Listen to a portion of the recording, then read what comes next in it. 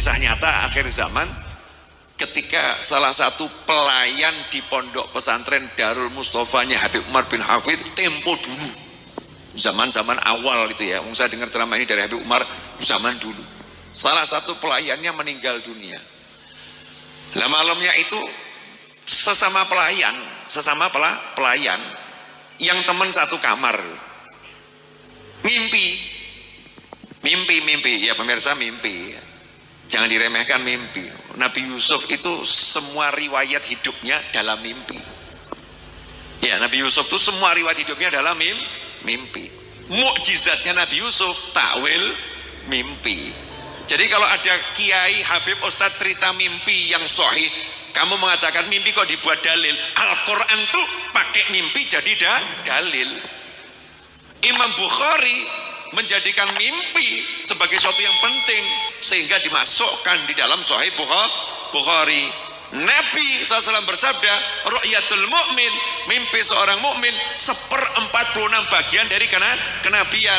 Jadi kalau ada kiai Habib Ustadz cerita mimpi, kamu meremehkan syariat Islam. Ngeri ya, sebelum diremehkan tak dalil sih. Mimpi biar mantap, oh berarti mimpinya orang soleh, mimpinya ulama itu penting. Nah, dalam mimpinya tadi ketemu sama temennya yang Al-Baturu tadi, dia khodim, ini kelasnya kelas khodim, bukan kiai Habib Ustadz guru ajengan, bukan syekh, khodim, bagian ngepel, bagian nyetrika, bagian nyuci, bagian masak, ini di pondok itu. Dilihat kok pakaiannya ulama di alam mimpi itu, pakaiannya raja-raja, jubah-jubah yang indah-indah luar biasa. Ya bingung toh ya, cek ganteng nih koncoku nih ya, kok bagus betul. Maka ditanya, apa yang kamu dapatkan di alam sana? Jawabannya tambah nggak jawab. Jawabannya itu merintah dulu, kamu lanjutkan jadi pelayan di pondok ini. Kenapa begitu? Karena sejak saya meninggal sampai hari ini nggak ketemu mungkar nakir. Lah kok iso? Iya, ketika jenazah saya diletakkan di masjid untuk disolatkan, santri-santri yang nyantri di pondok ini itu kan leluhurnya banyak yang keturunan Nabi Muhammad SAW. Guru-guru yang ngajar leluhurnya juga keturunan Nabi Muhammad SAW. Maka begitu saya ini mau disolatkan, maka leluhurnya santri-santri yang di sini dan leluhurnya guru-guru yang di sini yang sudah meninggal dunia, semuanya rohnya datang menyolatkan saya. Karena saya ngewangi gampang anak cucunya belajar dan mengajar, masak nyuci, ngepel. Coba kalau santri harus nyuci, santri harus ngepel, belajarnya kapan gitu? Kalau kiainya suruh ngepel, suruh nyuci itu ya ngajarnya kapan gitu? Nah ini bagian khodimnya ini akhirnya dilayani gantian. Begitu jenazah diletakkan di masjid, kata beliau, ruh saya dijemput, disolatkan, setelah itu ruh saya dijemput, diajak ke alam kubur. Sampai hari ini saya udah dikubur tapi tidak pernah ditanya mungkar wa nakir. Kenapa? Karena beliau berkata, yang satu ini jangan ditanya. Nah, ini namanya syafaatnya ulama. Jadi kalau kelasnya menghadapi mungkar wa nakir itu insya Allah gak usah sampai ke kanjeng Nabi Muhammad SAW. Ulama umati ke anbiya bani Israel. Nah kanjeng Nabi ini SAW syafaatnya ya juga diharapkan sangat, tapi nanti dulu. Masa urusan kecil-kecil kanjeng Nabi SAW, yang urusannya besar-besar. Makanya Rasul bersabda, syafaati li ahlil kabair min ummati. Assalamualaikum warahmatullahi wabarakatuh. Alhamdulillah, sholatu wassalamu ala rasulillah, amma ba'd. Kaum muslimin yang dirahmati Allah subhanahu wa ta'ala, kita ketahui bahwasanya ada kelompok di dalam kalangan kaum muslimin yang memiliki pemahaman, memiliki keyakinan bahwasanya dibenarkan menjadikan mimpi sebagai hujjah, menjadikan mimpi sebagai ukuran kebenaran, menjadikan mimpi sebagai ilmu, menjadikan mimpi sebagai landasan di dalam beribadah kepada Allah Subhanahu wa taala. Dan tentu itu adalah keyakinan yang menyimpang. Itu adalah pemahaman yang menyimpang. Dan seperti video yang sudah kita simak, di mana perkataan yang disampaikan adalah perkataan-perkataan yang menyesatkan. Keyakinan yang menyimpang, bertentangan dengan apa yang sudah ditetapkan oleh Allah Subhanahu wa taala dan Rasulullah sallallahu alaihi wasallam. Meskipun perkataan tersebut dibungkus dengan dalil-dalil untuk membenarkan perkataan tersebut. Ketahuilah kaum muslimin yang dirahmati Allah Subhanahu wa taala, bahwasanya mimpi tidak bisa dijadikan sebagai asas di dalam beribadah kepada Allah Subhanahu wa taala. Mimpi tidak bisa dijadikan sebagai asas di dalam beramal. Akan tetapi, mimpi hanya bisa dijadikan sebagai pendukung amaliyah yang telah disyariatkan oleh Allah Subhanahu wa taala.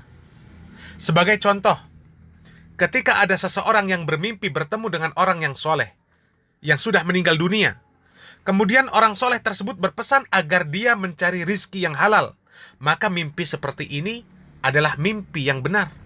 Karena tidak bertentangan dengan syariat yang telah ditetapkan oleh Allah Subhanahu wa taala, sesuai dengan dalil-dalil yang sahih bahwasanya seorang muslim haruslah mencari rizki yang halal.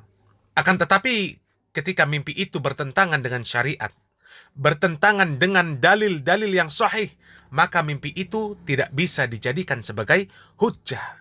Mimpi tersebut tidak bisa dijadikan landasan untuk melakukan sebuah amaliyah. Karena mimpi tersebut adalah mimpi yang datang dari syaitan, yang seakan-akan memerintahkan kepada manusia berbuat kebaikan, akan tetapi pada hakikatnya menjerumuskan manusia, menjerumuskan kaum muslimin untuk masuk ke dalam jurang kesesatan, menjerumuskan kaum muslimin masuk ke dalam kebid'ahan, mengada-adakan perkara baru di dalam agama Islam, sehingga mengotori agama Islam yang suci dan mulia ini.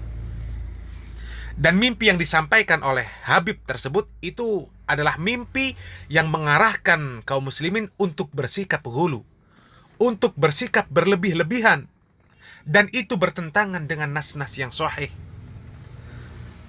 Para sahabat Nabi Sallallahu Alaihi Wasallam, Abu Bakar, Umar, Utsman, Ali, ketika mereka meninggal dunia, tidak dikisahkan bahwasanya ruh Nabi Muhammad Sallallahu Alaihi Wasallam datang untuk menyolati jenazah mereka. Tidak juga dikisahkan para imam yang besar, Imam Malik, Imam Ahmad, Imam Asy-Syafi'i, dan yang lain. Ketika mereka meninggal dunia, ruh-ruh orang yang soleh turun untuk menyolatkan jenazah mereka. Padahal tidak diragukan lagi kesolehan mereka. Tidak diragukan lagi jasa mereka terhadap umat muslim di seluruh dunia. Dan mereka pun tidak pernah meriwayatkan cerita-cerita khurafat seperti apa yang disampaikan oleh Habib tersebut.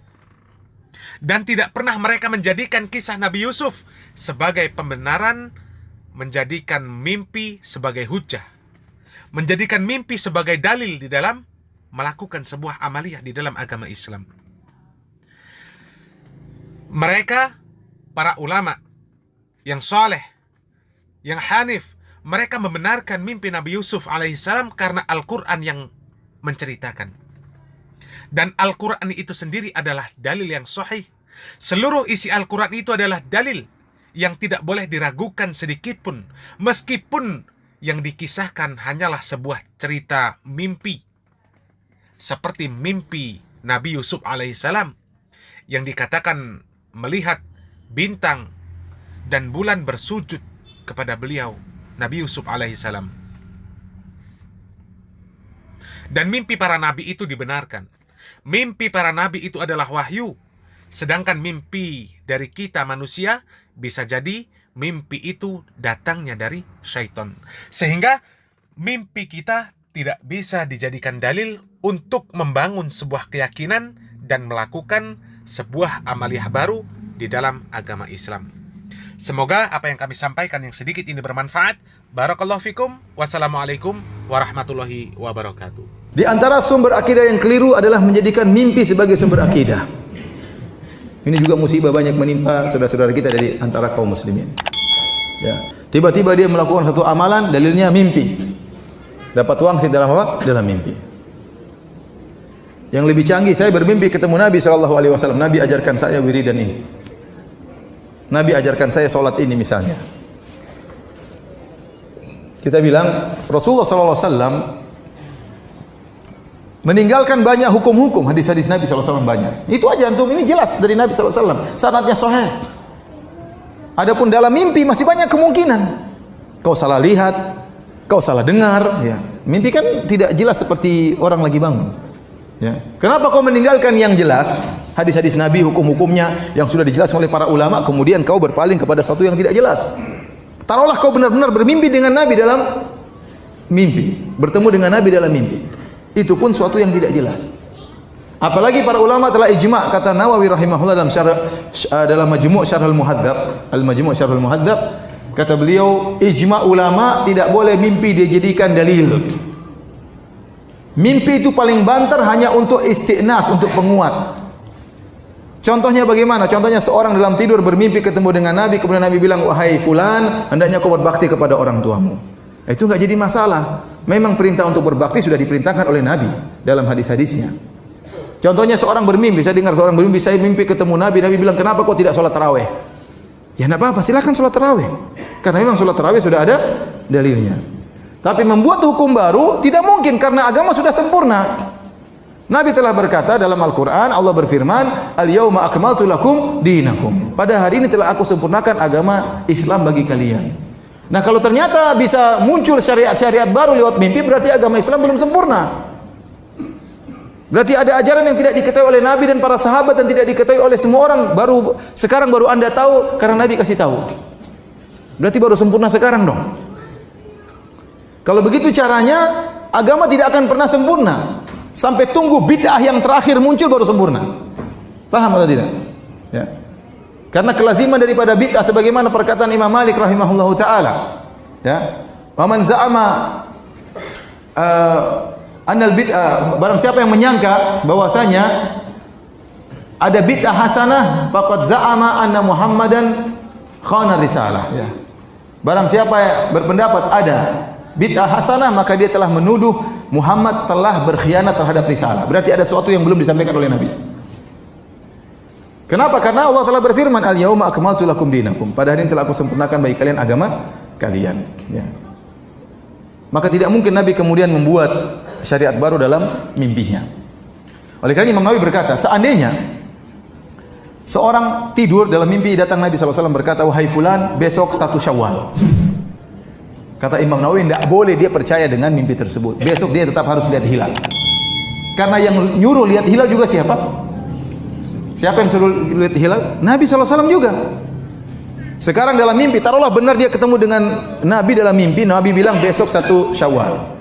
Sementara dia tahu dalam hadis-hadis yang sahih, Nabi mengatakan sumu li ru'yatihi wa aftiru li ru'yatihi. Kata Nabi, berpuasalah karena melihat hilal dan lebaranlah karena melihat apa? Hilal. Maka terjadi pertentangan antara apa yang dilihat dalam mimpi dengan hadis-hadis Nabi yang sahih. Kata Imam Nawawi, harus ikut hadis-hadis yang sahih. Jadi harus tetap lihat apa? Hilal. Tidak boleh kemudian saya tidak mau lihat hilal karena saya percaya dalam mimpi ketemu dengan Nabi SAW. Ini kalaupun kita bertemu dengan Nabi dalam mimpi. Kenyataannya banyak orang yang salah lihat Nabi dalam mimpi. Benar, Nabi berkata, "Man ra'ani fil manami faqad ra'ani, fa inna syaitana la yatamatsalu bi." Kata Nabi sallallahu alaihi wasallam, barang siapa yang melihat aku dalam mimpi, sungguhnya dia telah melihat aku, karena setan tidak bisa meniruku. Setan tidak bisa meniru Nabi, tapi setan bisa ngaku-ngaku sebagai Nabi. Saya ulangi, setan tidak bisa meniru Nabi, tapi setan bisa ngaku-ngaku sebagai Nabi. Contoh, saya ketemu dengan teman saya waktu saya di Papua, dia cerita, Firanda, saya lihat Nabi. Bagaimana ceritanya? Hari pertama saya berkelahi dengan setan dalam mimpi. Terus hari kedua saya berkelahi dengan setan. Masya Allah, mukadimahnya bagus. Hari ketiga berkelahi dengan setan. Hari keempat saya bertemu dengan Nabi, dengan para sahabatnya. Bagaimana ciri-ciri Nabi? Nabi wajahnya bersih, bercahaya. Ada jenggotnya enggak? Enggak ada. Apa itu? Dia bukan Nabi. Itu Nabi liberal itu. Salah. Ada orang juga pernah mengaku bertemu dengan Nabi. Nabi bersahaja, Nabi berwibawa. Gimana ciri-cirinya? Rambutnya putih semuanya, jenggotnya putih. Tidak benar. Nabi waktu meninggal tidak punya uban, tidak sampai 20 helai. Itu bukan Nabi SAW. Nabi tidak pernah punya rambut sampai putih seperti itu, enggak pernah. Itu berarti bukan Nabi sallallahu alaihi wasallam. Oleh karena di zaman sahabat kalau ada orang mimpi ketemu Nabi, datang kepada sahabat, datang, wahai sahabat, saya mimpi ketemu Nabi. Kata sahabat tersebut, sifli ma ra'ait, sifatkanlah apa yang kau lihat dalam mimpimu. Saya lihat begini-begini, itu Nabi, kata sahabat tersebut. Karena sahabat tahu tentang ciri-ciri siapa? Nabi sallallahu alaihi wasallam. Dan ciri-ciri Nabi ada dalam kitab Syama'il Muhammadiyah. Ciri-ciri wajahnya bagaimana, pundaknya bagaimana, kepalanya bagaimana, sampai bulu dadanya bagaimana, semuanya dalam Syama'il Muhammadiyah dijelaskan tentang sifat-sifat fisik Nabi sallallahu alaihi wasallam, cara jalannya bagaimana Rasulullah sallallahu, ya. Di antara hal yang aneh yang saya pernah dengar, ada yang pernah cerita, Ustaz, saya pernah mimpi ketemu dengan Nabi, Ustaz. Sudah lama, tapi saya baru cerita sekarang, Ustaz. Kenapa? Karena saya aneh lihat Nabi sallallahu alaihi wasallam. Gimana? Jadi saya ketemu dengan Nabi SAW, ada beberapa orang, dan dia bilang saya Rasulullah SAW. Tapi waktu saya lihat Nabi pakai songkok nasional, kemudian pakai sarung. Ya mungkin Nabi lagi pakai baju lain kan bisa saja. Tapi yang anehnya Nabi pegang rokok gudang garam. Ini benar ini, wallahi dia cerita sama saya. Saya tidak main-main ya. Iya, makanya saya bilang subhanallah. Nabi sempat-sempatnya iklan rokok gudang garam. Saya bilang coba sarungnya merek apa itu, coba lihat. Masih ingat nggak? Sekarang baru saya yakin itu bukan Nabi. Jadi saya bilang memang setan tidak bisa niru Nabi, tapi setan bisa ngaku sebagai Nabi. Akhirnya banyak akidah rusak gara-gara ini. Contoh, akidah yang tersebar di tanah air kita. Beberapa tahun yang silam, pada zaman dahulu kala, tersebar sebagian orang menyebar fotokopi tentang penjaga kuburan Nabi bertemu dengan Nabi. Dan Nabi mengatakan telah murtad dari umatku setiap tahun sekian. Barang siapa yang memfotokopi, membagi berita ini sekian dapat kemaslahatan sekian. Barang siapa yang tidak mengkopinya dapat celaka kualat sekian. Itu tidak? Orang-orang ketakutan dapat itu. Ini gara-gara mimpi. Sampai saya ketemu orang di pom bensin, sudah azan maghrib. Dia bagi-bagi, ketakutan dia. Kita sholat, dia tidak sholat. Dia tidak sholat, dia tidak takut. Tapi kalau tidak bagi kertas itu, dia ketakutan. Ini gara-gara apa? Mimpi ketemu Nabi. Gara-gara mimpi ketemu Nabi. Contoh lagi, ada orang mimpi ketemu Nabi. Dan ini yang dialami oleh Ibnu Arabi. Ibnu Arabi orang sesat, ya, penganut wahdatul wujud, menganggap makhluk sama dengan Tuhan, Tuhan sama dengan manusia, ya, bersatu padu, tidak bisa dipisah-pisahkan. Makanya dia mengatakan di antara syairnya, al-abdu rabbun wa rabbu abdun, ya laita syi'ri manil mukallaf. Kata dia, hamba adalah Tuhan, Tuhan adalah hamba. Kalau gitu siapa yang disuruh untuk beribadah? Siapa yang untuk salat? Kalau kau suruh dia salat, dia juga Tuhan. Mau sembah siapa? Ya. Kemudian dia punya buku di antara judulnya Fususul Hikam. Fususul Hikam itu kira-kira 300 halaman. Kalau saya tidak salah ingat. Ya. Dia mengatakan, bagaimana kisah buku ini Fususul Hikam? Dia mengatakan suatu malam saya di kota, ini disebutkan nama kotanya. Di malam sekian, tanggal sekian, saya bermimpi ketemu dengan Nabi sallallahu alaihi wasallam. Lantas Rasulullah SAW memberikan kepada saya buku ini. Wahai Ibnu Arabi, riwayatkanlah buku ini, sebarkan kepada manusia. Maka saya pun sebarkan buku ini. Buku inilah yang ada di hadapan Anda.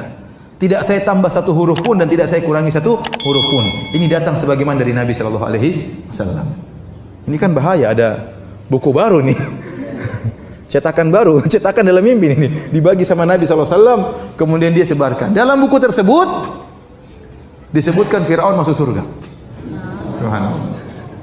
Ini benar ini. Dalam buku tersebut Firaun masuk apa? Surga. Karena Firaun mengatakan ana rabbukumul a'la. Aku adalah Tuhan kalian yang maha tinggi. Dan benar itu perkataan Firaun tidak salah, karena Firaun juga Tuhan. Kan keyakinan dia wahidatul apa? Wujud. Kata dia wahidatul wujud itu seperti ombak di lautan. Ombak ini adalah, mungkin kita lihat ada ombak yang tinggi, ombak yang rendah, ada buih-buih, semuanya dalam satu lautan. Sama kita melihat alam semesta ini, ada si fulan laki-laki, perempuan, ada gunung, semuanya satu kesatuan. Dan di situ juga ada Tuhan, tidak bisa dipisah-pisahkan. Makanya waktu Firaun mengatakan saya Tuhan kalian yang maha tinggi, maka Firaun benar dan dia masuk apa? Surga. Ini ngawur seperti ini. Dari mana? Dari mimpi dia ambil. Ini buku diagung-agungkan oleh orang sufi. Buku ini. Karena berbicara tentang ini, tentang hakikat, tentang macam-macamnya, ya. Antum bayangkan masuk akal atau tidak? Dia bangun tidur, Nabi kasih buku berapa? 300 halaman. Apa dia langsung pegang buku? Kan enggak kan? Berarti dia bangun langsung dia catat. Iya tidak? Berarti mimpinya lama atau tidak? Mimpinya lama kan? Baca 300 halaman mimpinya lama itu. Ya kan dia tidak bangun dia pegang buku kan tidak kan? Berarti waktu dalam mimpi dia baca. Satu hafalannya kuat, baca, begitu bangun dia catat. Luar biasa. Ya. Oleh karenanya tidak boleh menjadikan mimpi sebagai dalil.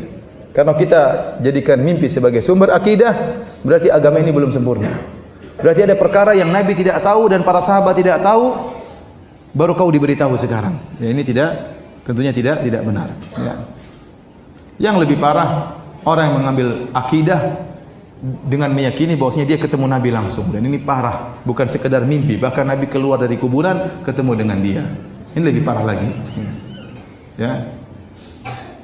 Seperti ada sebagian thariqat ya yang menyebutkan bahwasanya pemimpinnya pernah datang ke Masjid Nabawi. Kemudian rindu bertemu dengan kakeknya Rasulullah sallallahu alaihi wasallam. Maka dia pun menyampaikan nasyid-nasyid, syair-syair tentang kerinduannya bertemu dengan kakeknya. Dia ingin berjabat tangan dengan kakeknya. Tahu-tahu kuburan Nabi bergerak, tahu-tahu tangan Nabi keluar, siap untuk dia apa?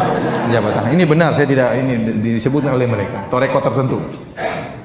Thariqat apa? Tertentu. Bahkan ada orang seperti itu di tanah air kita. Yang sekitar tahun 2000-an dia berkata saya pergi ke Madinah. Kemudian tiba-tiba kuburan Nabi bergoyang. Cak. Kemudian tiba-tiba Nabi keluar, lantas Nabi pun datang kepada saya, Nabi pun mencium kedua lututku. Subhanallah. Ini ngawur. Sekarang orang ini luar biasa. Acara kematiannya sampai macet di mana-mana. Orang ini, videonya masih ada di YouTube. Orang begitu bodohnya meyakini hal seperti ini. Kasihan. Siapa yang peringatkan kaum muslimin yang ribuan, ratusan ribu seperti itu? Saya bicara juga, saya ini siapa? Harusnya orang-orang besar, ya kita hidup untuk mengingatkan umat dari kesyirikan, dari pengkultusan yang tidak benar. Anda harus menyampaikan, terus kalau tidak, siapa yang menyampaikan? Harus ada yang menyampaikan. Ya. Menyedihkan. Ini orang Indonesia seperti ini. Antum bayangkan kalau Nabi keluar, apa penjaga kuburan, Nabi mau kemana Nabi? Kira-kira gimana? Sebentar, saya mau ke situ. Kan pasti heboh atau tidak? Heboh. Nabi keluar tiba-tiba. Ya. Apalagi dia bilang kuburan goyang, goyang kan apa enggak heboh? Namun demikian, ya. Ibnu Taimiyah mengatakan, segala kesesatan, sesat apapun, sebahlul apapun, seaneh apapun, pasti ada pengikutnya. Benar. Pasti ada pengikutnya. Ente percaya sama siapa? Siapa namanya? Lia Aminuddin. Katanya malaikat Jibril mau turun di Monas. Ada yang percaya atau tidak? Ada yang percaya. Waktu malaikat Jibril tidak jadi turun, kenapa landasannya belum ada? Ya, ada yang pengikutnya, terkadang pengikutnya orang pintar, orang kaya, dokter dan macam-macamnya. Kesesatan apapun, seaneh apapun, pasti ada pengikutnya. Karena iblis menghias. Iblis menghiasi keanehan-keanehan. Tapi demikian juga sebagian orang mengambil akidah dari Nabi Khidir. Oh, Nabi Khidir masih hidup.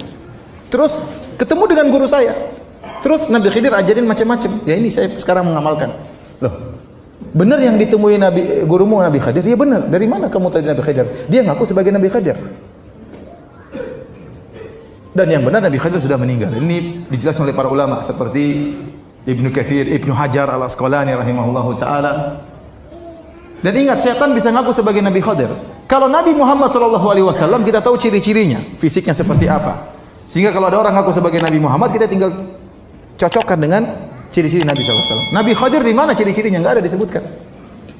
Nah, kalau ada setan ngaku sebagai Nabi Khidir, ente percaya ternyata gondruwo gimana? Oleh karenanya para hadirin dan hadirat yang dirahmati Allah Subhanahu wa taala, tidak boleh menjadikan mimpi sebagai dalil, sumber akidah.